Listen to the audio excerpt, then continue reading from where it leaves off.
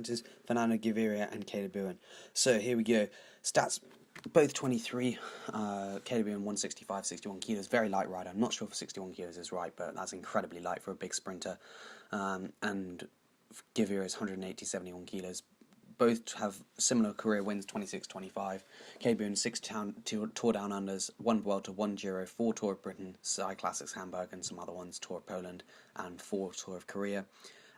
Meanwhile, Gaviria has 4 Giro, 1 Paris Tour, 2 Tour of Britain, 2 Tour of Poland, the Primus Classic in Panis Van Petegem, and 4 Guangxi. So he's a lot more World Tour wins than Caleb Ewan, but both of them have been very successful cyclists in their short career thus far. Gaviria was also world champion on the track in the Omnium. So they're both world-class riders. So first videos we're going to have are the Giro d'Italia. So this is Giro d'Italia 2017 Stage 1. Posselberger won, but look at Caleb Ewan. Caleb Ewan absolutely rinsed the field on this one. Gaviria, you can see on the right, he's now sort of boxed in and basically didn't get near, but Gaviria really did destroy it. Caleb Ewan did destroy Gaviria on that day. So this is another day. This is the second stage. You can see Orica Scott are leading out. They've got, and now you can see that Bora trying to lead out Posselberger. You can see Michael Hepburn there, and you can see Gaviria is quite far back, but he's got two lead out men. Caleb Ewan is in the Maglia Ciclamina, the sort of dark purple one. So as he's the points leader, he's like holding the points leaders classification at this moment in time. So you can see he's getting good lead out. Greipel's behind him. Then you can see Roger Kluger's there, and you can see Greipel, then Caleb Ewan, then Fernando Gaviria pretty much. So they're all on the wheel, they're all in great position. Marcel Seeberg, I believe, is on the front, absolutely destroying it and just tearing the field to rims. Then here we go, Roger Kluger on the front, and you can see that cheeky look back from Caleb Ewan, and you can see they're both sprinting. They had a little incident, and Caleb Ewan unclipped, and unfortunately that affected Gaviria, but Gaviria got massively done by Greipel. That was really unfortunate for Caleb Ewan. And you can see here, just as they're sprinting, look, boom, that's it. But maybe he should have followed his lead out man to the right, and then they wouldn't have collided. But anyway, they collided. His pedal unclipped. He probably would have won the stage and got the Maglia Rosa, but unlucky.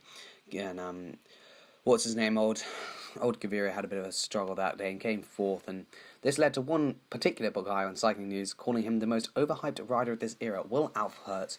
I'd say that's probably not true, as he then went on to win the Giro d'Italia Stage 3 quite convincingly. He then managed to win the next stage as well, and really got a firm hold of the points competition, and it was quite an incredible ride from someone so young. That first stage was done in the crosswinds. His team really helped him out there, and you can see he beat Jakob Moretsko, Sam Bennett, and Caleb Ewan was nowhere really to be seen in this one, to be honest, which is a bit disappointing.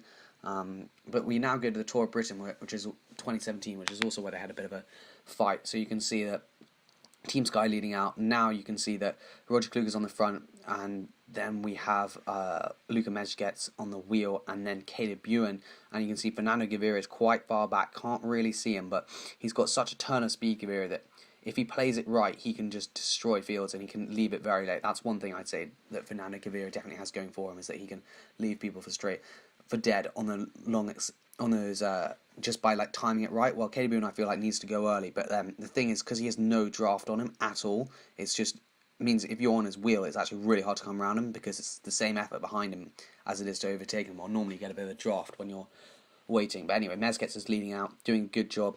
You can see Caleb Ewan second wheel, Bosenhagen might box him in. Gaviria is sort of fifth wheel there, struggling, but Caleb Ewan just, once he gets into that little thing, it's a bit bumpy on the cobbles, but Gaviria was not really on form that day and didn't really get it.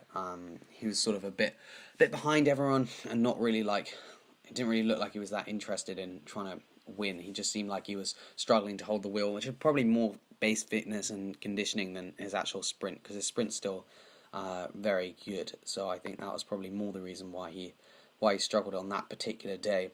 So we skip ahead to Tour of Britain 2017 Stage 6. Quickstepper on the front. Caleb Ewan looks confused, but he just decides to go early and just blast it from the front. Fernando Gaviria, as you can see on the left-hand side of the road, is stalking him, and he's trying to get him. Bosenhagen's on the wheel, and there's sort of spectators in the way, but Caleb Ewan's got him really far way out, and I think it was too far, and he just doesn't have that speed for that long duration, and Gaviria looks like he's going to pop round him at the end, but luckily for him, he just managed to make it.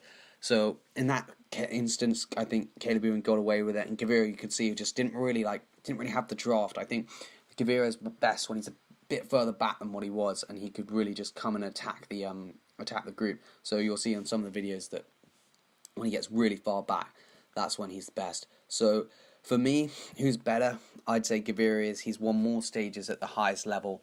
The Giro he really impressed me, and I think out and out speed, he just is the fastest of these young sprinters coming up. Jakob Mareczko is another person I've done a video on. I'll leave that at the end.